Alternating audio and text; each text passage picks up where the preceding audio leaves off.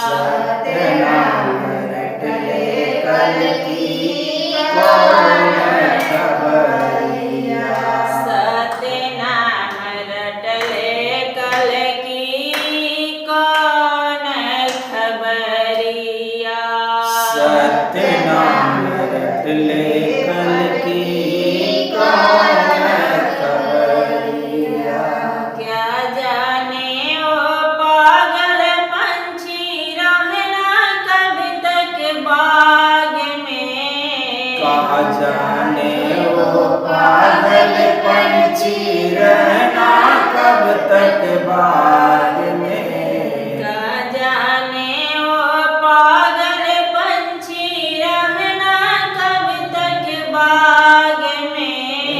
कहा जाने वो पागल पंछी रहना कब तक बाग में। क्या जाने क्या लिख रखा है ब्रह्मा तेरे भाग में। कहा जाने क्या लिख रखा है ब्रह्मा तेरे भाग में। क्या जाने क्या लिख रखा है ब्रह्मा तेरे भाग में। कहा जाने क्या लिख रखा है ब्रह्मा तेरे भाग में। सोच समझ कर चलना जग की टेढ़ी है डगरिया। सोच समझ कर चलना जग की टेढ़ी है डगरिया। सोच समझ कर चलना जग की टेढ़ी है डगरिया। सोच समझ कर चलना जग की टेढ़ी है डगरिया।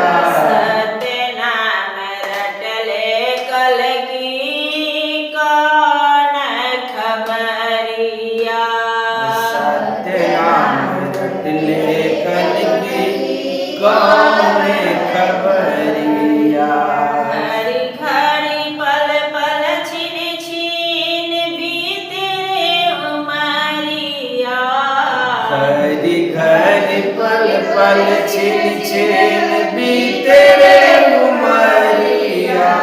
सत्यनाम रटले कल की कौन खबरिया। सत्यनाम रटले कल की कौन खबरिया। आया है जो इस दुनिया में मिलना सबसे प्यार से। आया है जो इस दुनिया में मिलना सबसे प्यार से। आया है जो इस दुनिया में मिलना सबसे प्यार से। आया है जो इस दुनिया में मिलना सबसे प्यार से। क्या लाया क्या ले जाएगा अब तो इस संसार से। क्या लाया क्या ले जाएगा अब तो। पर अपने बांध रहा के पापों की गठरिया। सिर पर अपने बांध रहा क्यों पापों की गठरिया। सिर पर अपने बांध रहा के पापों की गठरिया। सिर पर अपने बांध रहा क्यों पापों की गठरिया। सत्यनाम रटले कल की कौन खबरिया। सत्यनाम रटले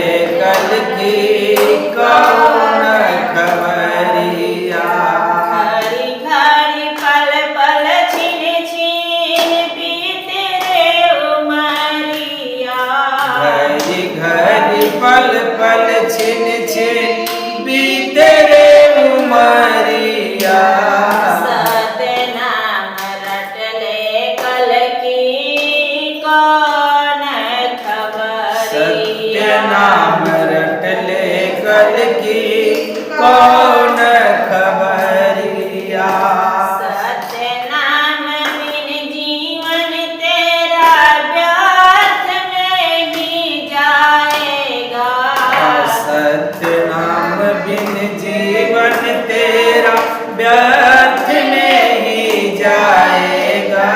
सत्य नाम बिन जीवन तेरा व्यर्थ नहीं जाएगा। सत्य नाम बिन जीवन तेरा व्यर्थ नहीं जाएगा। श्याम सुंदर तू अंत समय में रो रो कर पछताएगा। श्याम सुंदर तू अंत समय में रो रो कर पछताएगा। श्याम सुंदर तू अंत समय में रो रो कर पछताएगा। श्याम सुंदर तू अंत समय में रो रो कर पछताएगा। झूठी ममता छोड़ो जग की झूठी नगरिया। झूठी ममता छोड़ो जग की झूठी है नगरिया। झूठी ममता छोड़ो जग की झूठी है नगरिया। झूठी ममता छोड़ो जग की झूठी है नगरिया।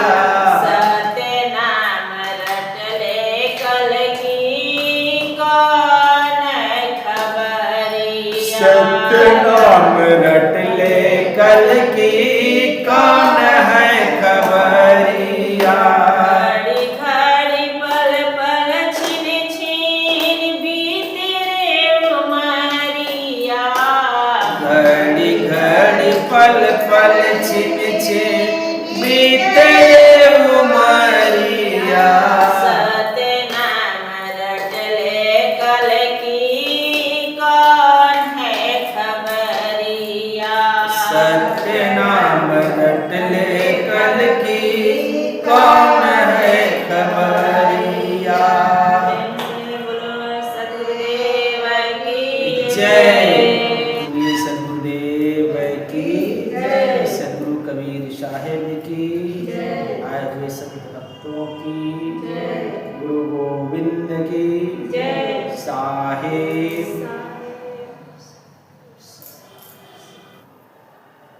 इस संसार में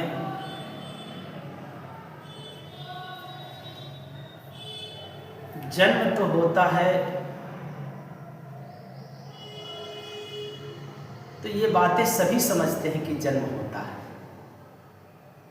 और मृत्यु भी होती है।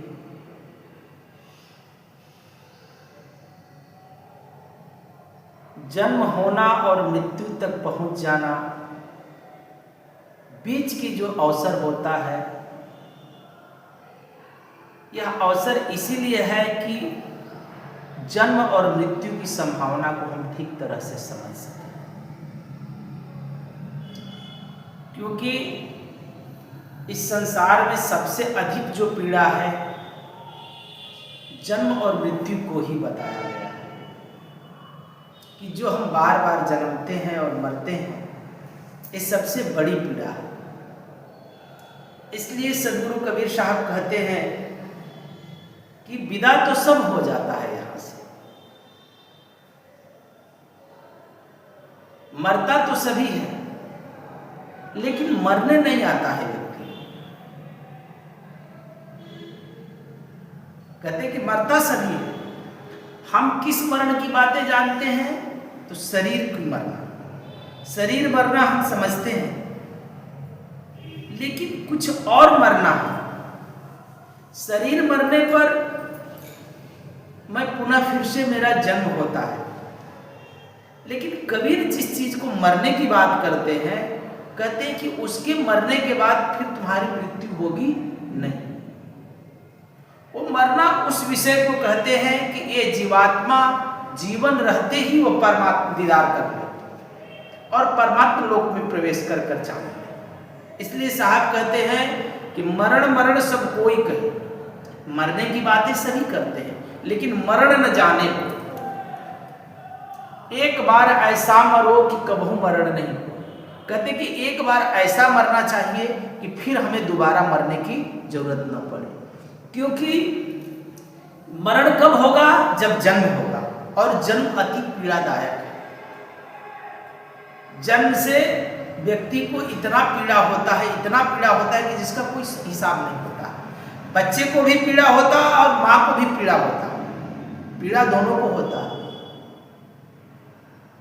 लेकिन साहब कहते हैं कि एक बार ऐसा यहाँ से जाओ कि फिर न तुम्हारी जन्म होगी और ना ही तुम्हें फिर मृत्यु में होगा, क्योंकि बार बार जो तुम्हारा मरना है यही सबसे बड़ी पीड़ा है। पीड़ा तो बहुत प्रकार की है इस जगत में, लेकिन यह पीड़ा सबसे बड़ी पीड़ा है। इस पीड़े के जैसा कोई और पीड़ा नहीं। लेकिन हम मरते हैं, मरते हुए व्यक्ति को आप लोग देखिए, यहां देखते हैं सभी मरता है, लेकिन कैसे मरे, कैसे मेरी प्राण निकलती है। और यही कला गुरुओं ने सिखा था कि मुझे मरना कैसे है। मरने की विधि गुरु ही बताता है कि कैसे मरना है। जो अनजाने में मरा, जो मरण को ना जाना, उसके लिए तो कहते हैं कि अगर किसी का प्राण अगर मलमूत्र से निकल गया तो जल योनि के जीवों में वो चला जाता है, और 9 लाख योनि के जीव हैं उसमें। जल में कितने प्रकार के जीव रहते हैं देखते हैं। मछली रहता, केकड़ा रहता, घड़ियाल रहता, मगरमच्छ रहता, नाना प्रकार के जीव रहते हैं। कहते हैं कि अगर मलमूत्र से तुम्हारा प्राण निकला तो तुम जल योनि के जीवों में चले जाओ, उसी में भटकते रहोगे। फिर 84 के चक्र में चले गए। और अक्सर ऐसा होता है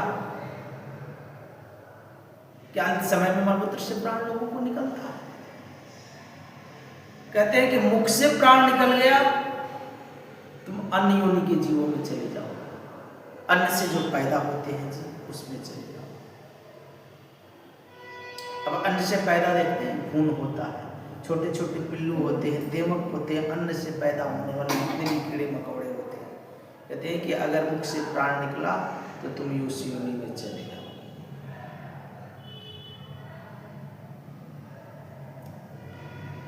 अभी नाक से भी लोगों का प्राण निकल जाता है, तो कहते हैं कि नाक से अगर प्राण निकल गई तुम्हारी तो पशु योनि में चले जाओगे। किस योनि में?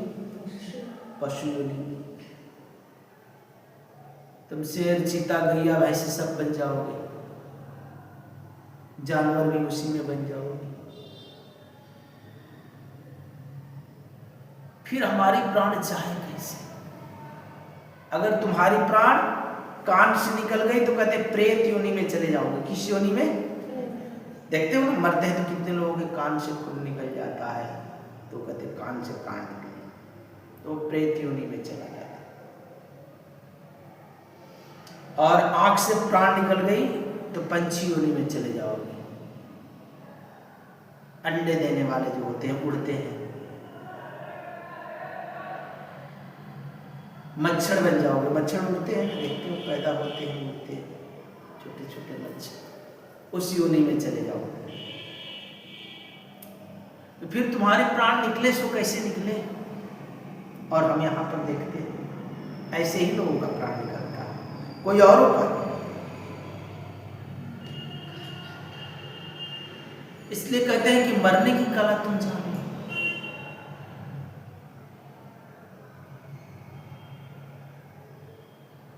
और जो साधना है, ध्यान है, सुमिरन है, वो मरने की कला है।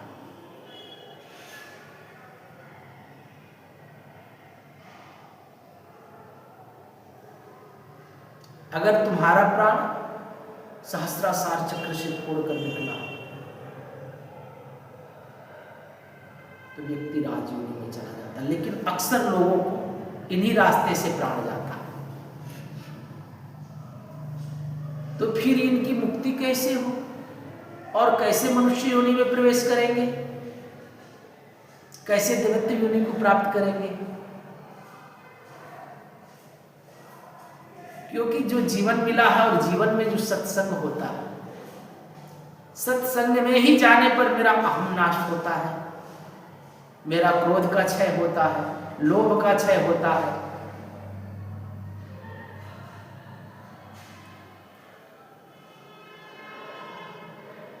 लेकिन हम सत्संग में तो जाते ही नहीं, क्योंकि मनुष्य जब तक सत्संग में नहीं जाता है तब तक उसे बोध नहीं जगता। वो सोचता है कि मैं यूं ही जिए चला जा रहा हूं, मजे में हूं, घर पर हूं, आनंद से खाता पीता मौज करता हूं, मुझे क्या लेना देना सत्संग से। हम तो खुद ही ठीक ठाक हैं, हमें क्या लेना देना सत्संग से। लेकिन जब तक तुम सत्संग में नहीं पहुंचते हो, गुरु वचनों को श्रवण नहीं करते हो, श्रवण कर कर उसका पालन नहीं करते हो, गुरु से नाम दीक्षा लेने के बाद तुम उसका स्मरण नहीं करते हो, ध्यान नहीं करते हो, तो तुम्हारा उद्धार कहां। देखते हो लोग सौदाबाजी करता है, मंदिरों में जाता है, मस्जिदों में जाता है, गुरु दरबार में भी जाता है, तो देखते इसलिए जाता है कि मेरा कुछ कमी है, उसकी पूर्ति करने जाता है। क्या करता है? सौदा करता है कि महाराज ये हो जाना चाहिए, या भगवान के दरबार में गया, चाहे मंदिर में गया, तो ये यह कहने जाता है कि मैं प्रसाद चढ़ाऊं या व्रत रखूं या पदयात्रा करूं तो मेरा ये काम परमात्मा हो जाएगा, तो मैं करूंगा। चाहे हनुमान जी के पास जाए, चाहे शिव जी के पास जाए, चाहे विष्णु भगवान के पास जाए, चाहे इस आश्रम में भी बहुत सारे लोग भी ऐसे आते हैं, ऐसा हो जाएगा तब हम भगवान की पूजा करेंगे। वो भगवान का पूजा नहीं, वो भक्ति नहीं होता। भक्ति उसको कहते ही नहीं, तुम भक्ति कर ही नहीं रहे हो,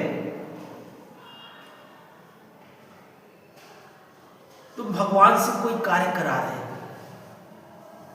तुम भक्ति कहां कर रहे हो। भक्ति जो होती है वो किसी चीज का मांग नहीं करता, और जो मांग करता है वहां भक्ति नहीं।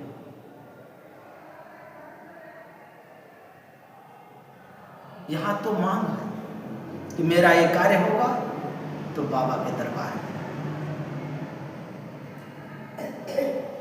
भक्ति स्वतंत्र होती है, भक्ति बंधन में नहीं कि तुम खुद बांधते हो भक्ति को।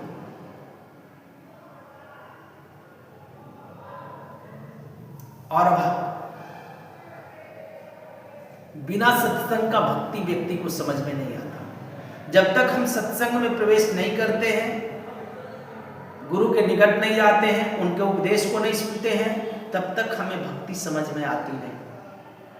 और गोस्वामी जी तो कहते हैं कि भक्ति स्वतंत्र सकल गुण खानी, बिन सत्संग न पावहि प्राणी, पुण्य पुंज बिन मिलहु न संता, सत सुकृति संस्कृति करे अंता। कहते हैं भक्ति स्वतंत्र है, सभी गुण का खानी है, सब कुछ उसमें समाया हुआ है भक्ति। और भक्ति अगर सीखना है तो कहते हैं कि बिना सत्संग में के द्वारा भक्ति तुम्हें पता नहीं चलेगा। जब तुम सत्संग में जाओगे तभी तुमको पता चलेगा कि भक्ति कैसे करनी चाहिए। भक्ति कोई मांग नहीं रखता। और सत्संग कहां मिलेगा तो कहते संतों की, इधर उधर कहीं सत्संग नहीं मिलेगा। कथा कीर्तन मिल जाएगी लेकिन सत्संग सुनने के लिए नहीं मिलेगा तुमको। तुम कितना भी उपाय कर लो, कभी तुमको सत्संग नहीं मिलेगा सुनने के लिए। और संत कब मिलेंगे तो कहते हैं कि पुण्य पुंज बिन मिलेंगे संत। अगर तुम्हारे पास पुण्य फल होंगे तभी तुम जाकर के संतों के संगत में बैठ सकते हो।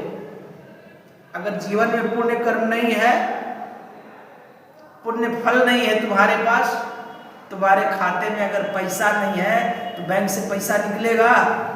हाँ? जमा किए रहोगे तभी ना खाते में रहेगा। तुम्हारे जीवन में पुण्य फल अगर जमा नहीं है तो तुम्हें संत भी सामने से गुजर जाएंगे, संत तुम्हें दिखाई पड़ेंगे नहीं। आजीवन यूं ही रह जाओगे और तुम्हारे सामने से संत निकल कर चले जाएंगे। तुम समझ भी नहीं पाओगे कि यहाँ संत आए थे और चले भी गए, और तुम यूं ही के यूं ही पड़े रह जाओगे अपने जीवन में। इसलिए मेरे जीवन में जब तक पुण्य फल नहीं हो, बैंक देखते हो बैंक बगल में ही है, लेकिन बैंक में का पैसा किसका निकलेगा? जिसका खाता नहीं है या जिस खाता खुलवा लिया है 0 बैलेंस का और उसमें पैसा जमा नहीं किया है और जाकर विड्रॉल भरेगा तो पैसा निकलेगा है? तो खाता खोलने से क्या मतलब? मान लेते हैं किसी संतों से दीक्षा ले लिया, गुरु धारण कर लिया और उसके जीवन में कोई पुण्य फल नहीं है और सत्संग में कैसे उपस्थित हो? अच्छा, पुण्य कर्म करता भी नहीं कि मैं करूं कि मेरा कुछ पुण्य कर्म का फल हो तो मैं सत्संग में जा सकूं, संतों के यहां मिल सकूं, ये भी नहीं है उसके जीवन में।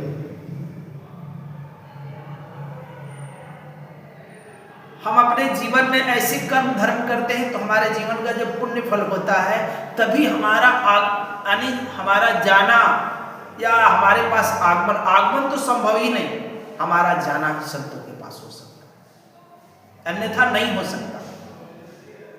फिर मेरा मन कैसे भटकाए मुझको घुमाते रहेगा चारों तरफ और फिर तुम वही मन लेकर के भटकते रहते हो पूरा जीवन में। बड़ी प्रयत्न से कहीं थोड़ा सा जोर किसी ने लगाया तो तुम्हारे जीवन में कहीं गुरु धारण कर भी लिया तो सत्संग दुर्लभ हो जाता है, सत्संग मिलता नहीं। अगर मिल भी जाए तो तुम सुन न पाओगे। कभी सत्संग कहीं होता रहे तो तुम ठीक से उसे सुन भी नहीं पाओगे, क्योंकि संसार में जो माया है बड़ी प्रबल है, तुमको इस संसार में फंसा के रखती है, तुम ये बातें को नहीं समझ पाते। तो कभी इस कार्य ये काम का विचार आएगा, कभी वो काम का, चारों तरफ हर जगह काम ही काम, लगेगा कि सारा संसार का काम तुम्हारे ही पास आया। ये माया का खेल है और तुम परेशान भी रहते हो। और ये संभव नहीं कि तुम जगत का सारा कार्य तुम समाप्त कर दोगे, ये संभव नहीं। तुम कितना भी कर लो लगेगा कि अभी सारा काम बाकी है, करते रहो। तुम ऐसे ही संसार में फंसे।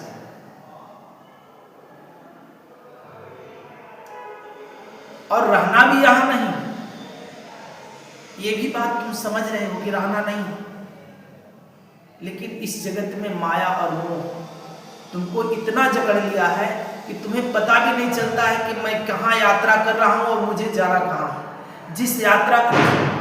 जिस पथ का मैं पथिक बना हूं और जिस पथ पर चले जा रहा हूं, इसकी मंजिल क्या है, और जब उस मंजिल को पहुंचूंगा तो कहां जाऊंगा मैं, इस पर भी हमारा जीवन में कोई विचार नहीं है।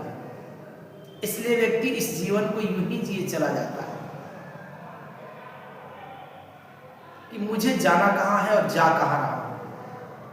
तो जीवन में देखते हैं 1 रुपये कमाने में 10 पाप व्यक्ति करता है। 1 रुपया कमाने के लिए 10 पाप, कितना झूठ बोलना पड़ता होगा।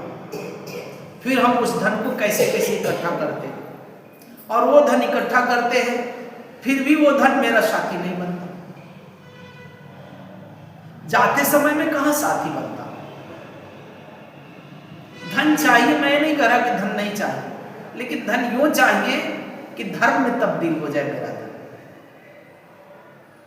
धन वही ठीक होता है जो दूसरे के काम आ जाए, जो धर्म की तरह काम आ जाए, किसी को सहयोग हो जाए। लेकिन हम तो ऐसा नहीं करते। हम तो अपने जीवन में धन तो कमाते हैं, लेकिन यहां तक कि हम अपनी भी हिफाजत नहीं करते उस धन से। बहुत सारे लोगों को देखता हूं कि अपने जीवन को धन रखा रहता है और अपने जीवन में कष्ट भोगते रहता है, धन का उपयोग भी नहीं करता है, ऐसे कंजूस बन जाता है। तो फिर मरने के बाद वो व्यक्ति क्या करता है, अपने धन के ऊपर सर्प बन करके बैठे रहता है। इसलिए जीवन में धन से ही धर्म कर लेना चाहिए। अच्छा, जिसके पास धन है, धनिक व्यक्ति ही धार्मिक हो सकता जीवन में। निर्धन व्यक्ति धार्मिक होना कठिन है थोड़ा, लेकिन मैं ये नहीं कह रहा हूं कि निर्धन व्यक्ति धार्मिक नहीं हो सकता है। धार्मिक हो सकता है, लेकिन अपवाद के रूप में। धनवान व्यक्ति अत्याधिक धार्मिक हो सकता है, उसको धार्मिक होने का संभावना है, इसलिए कि ये शरीर के 3 तल होते हैं और जो व्यक्ति धार्मिक, इसलिए मैं कह रहा हूं कि धनवान व्यक्ति हो सकता है, क्योंकि जिसकी नींव खनी है वही व्यक्ति दीवार उठा सकता है, कि नींव भर गई तो दीवार उठाएगा, और जिसकी दीवार उठी है वही छप्पर तान सकता है, जिसका छप्पर तना है वही व्यक्ति स्वर्ण कलश चला सकता है। लेकिन जिसकी नींव ही नहीं दी गई है वो दीवार कैसे रखेगा? जिसका दीवार ही नहीं वो छप्पर कैसे रखेगा? संभव ही नहीं है। तो ये शरीर का 3 तल है, एक तो शरीर का तल, दूसरा मन का, तीसरा आत्मा का। जिसका पेट में भूख हो उसको भगवान नहीं दिखता, उसको शरीर ही शरीर दिखाई पड़ेगा। भूख है पेट में तो चारों तरफ शरीर ही शरीर दिखाई पड़ेगा। तो शरीर की व्यवस्था है।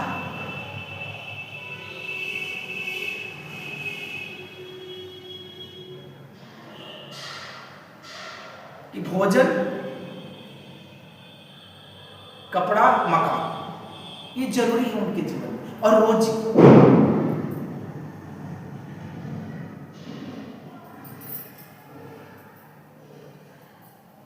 ये शरीर की जरूरत है, इनके बिना ये शरीर नहीं रहता, उनको चाहिए। और जिसका पेट भरा है तो उसी का मन का तल आएगा। जिसका पेट नहीं भरा है, देखते हैं हमारे पैर में एक कांटा चुभ जाए तो बार बार चेतना उस पैर की तरफ जाएगी, उस कांटे की तरफ जाएगी।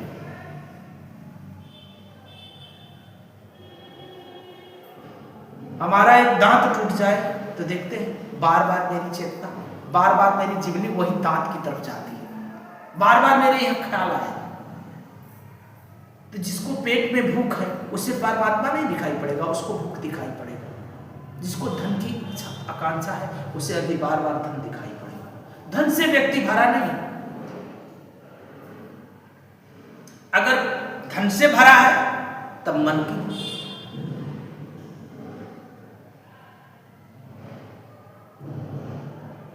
कालिदास को पढ़ेगा व्यक्ति, टीवी देखेगा, समाचार सुनेगा, मनोरंजन संगीत सुनेगा, ये मन का। जब रोटी कपड़ा मकान से मन भर जाता, शरीर यानी शरीर का पूरा कोटेशन मैं जब कर लेता हूं तब क्या होता है? मन का कोटेशन चालू होता है मेरा। जब मन का कोटेशन पूरा भरने लगता है, बाहर का गान नाच देखने से मन भर जाता है, जब उगता है तब भीतर का गान सुनने की इच्छा होती है। क्योंकि अब बाहर के वाद्य सुनते सुनते उब जाता, फिर उसमें रस नहीं मिलता है व्यक्ति को, तो भीतर का रस ढूंढने की प्रयत्न करता है। तो भीतर में तुम्हारे अनहद नाद बज रहे हैं, जहां कोई वाद्य नहीं है फिर भी ध्वनियां उत्पन्न हो रही है, तो फिर आत्मा के तल में प्रवेश करोगे। जब वहां से मन भरता तब व्यक्ति तीसरे तल में प्रवेश करता है। जिसके मन में अभी धन बटोरने की आकांक्षा है, वासनाओं को तृप्त करने की आकांक्षा है, उसे आत्मा कभी दिखाई नहीं पड़ता, ना ही वो भीतर की तल में वो प्रवेश करता है। अभी वो बाहर बाहर की उसकी दौड़ है, उसके जीवन में बाहर की जब तक दौड़ है, और बाहर के दौड़ के बाद ही मन का व्यक्ति मन की इच्छाएं पूर्ति करता है कि मन क्या क्या खोजता है। जब बाहर के वाद्य से, बाहर के सुनने से सब उसका मन भरता है, तब आत्मा की तरफ खोज करता है। और मैं ये भी बात नहीं कर रहा हूं कि गरीब व्यक्ति कोई भक्ति नहीं करता, धर्म में प्रवेश नहीं कर सकता, कर सकता है, लेकिन अपवाद के रूप में, अमीरों के बजाय अमीर व्यक्ति के जीवन में ज्यादा संभव है। लेकिन मैं ये नहीं कह रहा कि सभी अमीर व्यक्ति धार्मिक हो जाएंगे, कोई जरूरी नहीं। धन रहने के बाद भी वो व्यक्ति धार्मिक नहीं होता, लेकिन संभावना, क्योंकि एक तल भरा हुआ कि उनका रोटी कपड़ा मकान रोजी जो है वो पर्याप्त है, इसलिए वो धर्म में प्रवेश करने का ज्यादा संभावना है। मन उसका भरा भरा है, लेकिन अभी तक मन में वासनाएं बहुत है, प्रगाढ़ है, कि कमी उसको पड़ रही है, इसलिए वो धर्म में प्रवेश नहीं कर पा रहा अपने जीवन में।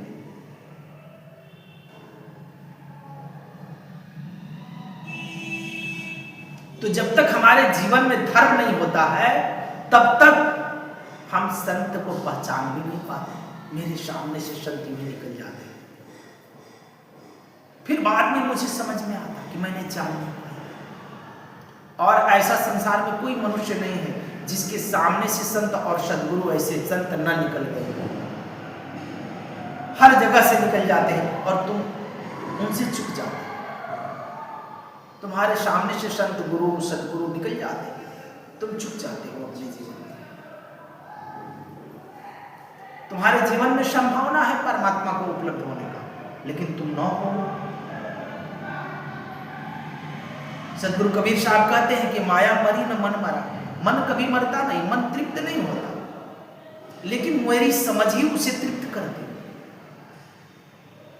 अभी अभी तुमने जो खाया तो उससे मन भर गया, लेकिन बाद में फिर वो मांग करता है, ये चाहिए मुझे फिर से। बार बार घूम घूम करके वो अपने स्वाद को याद करता है। इसलिए साहब कहते हैं माया मरी न मन मरा। माया भी नहीं मरती। देखते आज काम किया, कल फिर वही कार्य करने के लिए हो रहा है। जब व्यक्ति का होश जगता है तो देखते वही पत्नी, वही कार्य, वही बच्चे, तो उसका मन उठता। कुछ दिन ठीक चलता, लेकिन फिर उठता है तो फिर कलह में तब्दील होता, फिर उलझने पैदा होता। कुछ होता तभी वो खोज करता परमात्मा, और यूं ही जिए चला जाता है। कभी होश को जगाता नहीं लगता कि मुझे जाना कहाँ। इसलिए तो साहब कहते हैं कि मरण मरण सब कोई कहे मरण न जाने को। कभी उसने दूसरे की मृत्यु को देख करके भी नहीं विचार किया कि लोग गए कहाँ। और हमें भी यहां से जाना है। सभी मर रहे हैं, लेकिन विचारे नहीं। थोड़ी सी वैराग्य आती है शमशान में, वैराग्य आती व्यक्ति को सत्संग में। इसलिए सत्संग की महिमा गाई गई। या तो तुम श्मशान में चले जाओ तो फिर कहोगे वहां जाकर के कि कहीं कुछ नहीं है। हम गए थे श्मशान में तो बहुत सबके मुख से कहीं कुछ नहीं संसार में, लेकिन आकर पूछो तो उनसे कि है कि नहीं। अगर संसार में कुछ नहीं है तो तुम भूले कहां? सिर्फ शमशान तक तुम कहते हो कि कहीं कुछ नहीं, फिर आने के बाद तुम्हें याद आता है क्या कि कहीं कुछ नहीं। और जो सब दिन जानता है कि कहीं कुछ नहीं, उससे क्या तुम कहोगे? जो सब दिन अपने होश को जगाया कि कहीं कुछ नहीं है, उससे क्या तुम कहोगे? वो तो जानता है कि कहीं कुछ नहीं, बस थोड़े दिन के ये खेले। जिस तरह से रात्रि पूरे सपने में तुमने देखा, इस तरह से तुम जगह में ये सपना। तुम्हारा अपना कहाँ कोई है या? और जिसे तुम अपना मान रहे हो वो भी कोई अपना तुम्हारा नहीं। अपना अगर कहने के लिए कुछ है तो परमात्मा और सदगुरु के सिवा कोई यहां अपना नहीं है।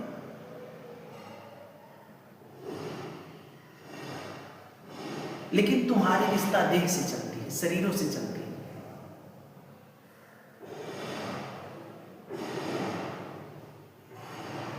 इसलिए व्यक्ति को अपने जीवन में अगर सदगुरु जीवन में है तो उसके निकट जाना चाहिए। प्रतिदिन ऐसे सत्संग में जाना चाहिए। लेकिन यहां तो सत्संग कहां?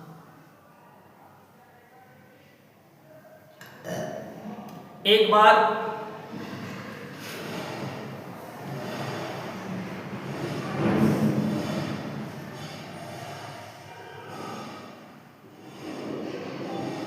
एक नगर में एक संत आए थे और उन संत के साथ कम से कम 500 उनके भक्त भी थे।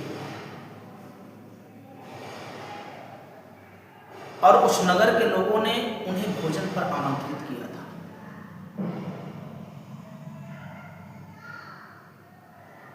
उस नगर के लोग उन संत से मिलने लोग गया, सभी लोग गया। उस गांव में एक गरीब किसान रहता था और उस गरीब किसान के 2 बैल थे और उसे भी जाने का और उस संत के सत्संग को सुनने की इच्छा थी, अंदर से प्रगाढ़ इच्छा थी। मन में हुआ कि मैं भी जाऊं। और उसके 2 बैलों में से एक बैल सुबह ही सुबह खुट्टे से भाग गया और बेचारे को उस संत को सुनने जाना था धर्म उपदेश के लिए। अब क्या करें? बुद्ध को सुनने जाए कि बैल खोजे, लेकिन फिर भी देखा कि एक बैल नहीं, तो वो खोजने गया। कैसे भी खोज खाज करके लेकर आया, दोपहरी हो गया, बांधा खूंटे पर, सुबह से कुछ खाया नहीं और सीधा भागा संत को सुनने के लिए चला गया। कुछ खाया पिया नहीं और चला गया संत का उपदेश सुनने के लिए। प्यास प्रगाढ़ थी अंदर में, लेकिन भूखा था, कुछ खाया नहीं था और सुनने की जिज्ञासा इतनी प्रगाढ़ थी कि इतने भीड़ में जाकर के उस संत के समक्ष में ही बैठा। जब उस संत ने उसको देखा तो देखा कि इसके आत्मा का ही इसके प्यास नहीं है, बल्कि आत्मा के ही लिए वो भूखा नहीं, बल्कि इसके शरीर भी भूखे थे। तो कहा कि पहले इसका भोजन करो, और उस संत ने गांव से भोजन मंगाया और फिर कराया और फिर उसे 2 शब्द सुनाया कि भूख से बड़ा कोई रोग नहीं है इससे। तो सबसे पहले अगर जीवन में भूख है तो पहले उसे मिटाना चाहिए। और वो व्यक्ति 2 शब्द सुनकर के श्रोता फल को उपलब्ध हो गया। इतने दिन उसके साथ 500 संत रहा करते थे, साधु महात्मा रहा करते थे, साधक रहा करते थे, लेकिन कभी लोग श्रोता फल को उपलब्ध नहीं हुआ। तो व्यक्ति को अगर आत्मा की भूख होनी चाहिए, उसे भीतर से आत्मा को प्राप्त करने की उसके अंदर में जिज्ञासा होनी चाहिए। जब तक हमारे भीतर में उसकी जिज्ञासा नहीं है, उसकी प्यास नहीं है, तब तक हम कभी उपलब्ध नहीं होते हैं। उतनी प्रगाढ़ मुझे प्यास होनी चाहिए। जिस तरह से व्यक्ति को धन कमाने की कितनी जिज्ञासा होती है, तो व्यक्ति धन कमा लेता है, तो आत्मधन कमाने की कब हमें जिज्ञासा होती है? वैसा प्रगाढ़ प्यास कब होता है?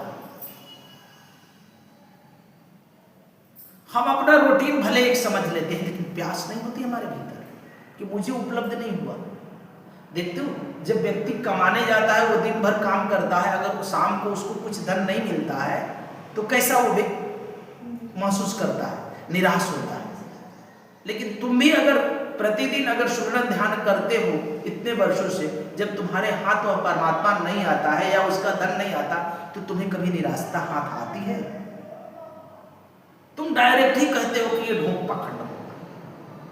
तुम अपने अंदर टटोलता नहीं, बल्कि इस तरह की बातें तुम अपने जीवन में समझ लेते हो।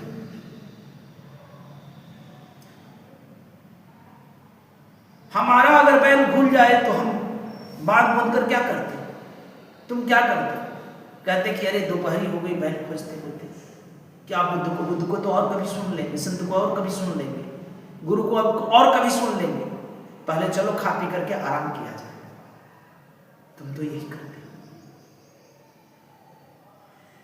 तुम तो यही कहते कि और कभी देख लेंगे, कहीं और देख लेंगे, क्या जाए, भले आराम कर ले, थोड़ा थका, कौन जाए? लेकिन उस व्यक्ति ने ऐसा नहीं किया। उस व्यक्ति ने भगा कि पता नहीं फिर सुनने को ऐसा अवसर मिलेगा कि नहीं। संत आज ठहरे हैं, कल रहेंगे कि नहीं। और उस समय में उस गांव की क्षमता थी कि 500-500 लोगों को गांव के लोग खिलाते थे, बल्कि कभी कभी तो 2-2, 3-3 माह एक ही स्थान पर रह जाते थे। और ऐसी गांव की क्षमता थी। आज तो 5 साधुओं को खिलाना मुश्किल हो जाता है। आज 5 साधु संतों को कोई नहीं, काम की क्षमता ही नहीं कि तुम प्रतिदिन 5 साधुओं को गांव खिला दे। कभी पूछता ही नहीं और कहता हम धार्मिक बनेंगे। संभव नहीं।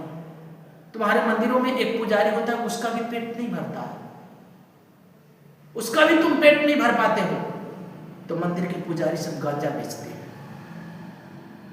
वो अपना बेचारा रोजगार करता है, कैसे भी आए 2 पैसा।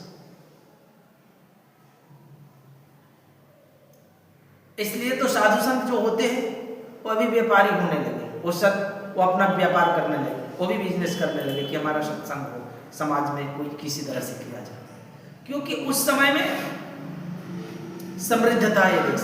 आज तो कंगाली छाया है, आज समृद्ध नहीं। इसलिए मैंने कहा कि जीवन में अगर धन हो और धनवान व्यक्ति ही धार्मिक हो सकता है, तो जीवन में धन होना चाहिए। लेकिन धन होने का मतलब नहीं कि तुम धार्मिक हो गए, ऐसा नहीं समझो। धार्मिक तो गरीब व्यक्ति भी हो सकता है, कब? जब उसके पास विवेक हो, तब समझ हो, तब। समझदार व्यक्ति कोई भी धार्मिक हो सकता है,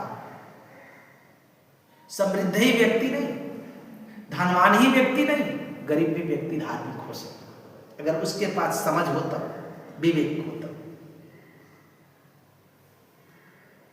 इसलिए हम संतों ने कहा कि भाई गुरु और सदगुरुओं के निकट जाओ, जहां सत्संग हो वहां जाओ। और जब हम जाते हैं अपने जीवन में उनके निकट, तभी हमारा जीवन का उद्धार होता है, तभी हम भक्ति को भी समझ पाते हैं और जीवन के परम उद्देश्य को समझ पाते हैं। और तभी हम समझ पाते हैं कि जो मनुष्य है वो विवेकशील प्राणी है, तो इसको विवेक होने के पीछे कारण क्या है, क्यों श्रेष्ठ बताया गया मनुष्य जीवन को? क्योंकि इस जीवन में व्यक्ति मोक्ष गति को प्राप्त करता है और फिर बार बार इसका जन्म मरण नहीं होता। इसलिए सत्संगत अगर हमारे जीवन में मिलता है, तो हमारे जीवन में जो अहंकार है, क्रोध है, छल है, कपट है, द्वेष है, राग है, सभी मिटता है सत्संग में जाने से। प्रेम से बोलिए सदगुरुदेव की, सदगुरु कबीर साहिब की, आए हुए संत भक्तों की, गुरु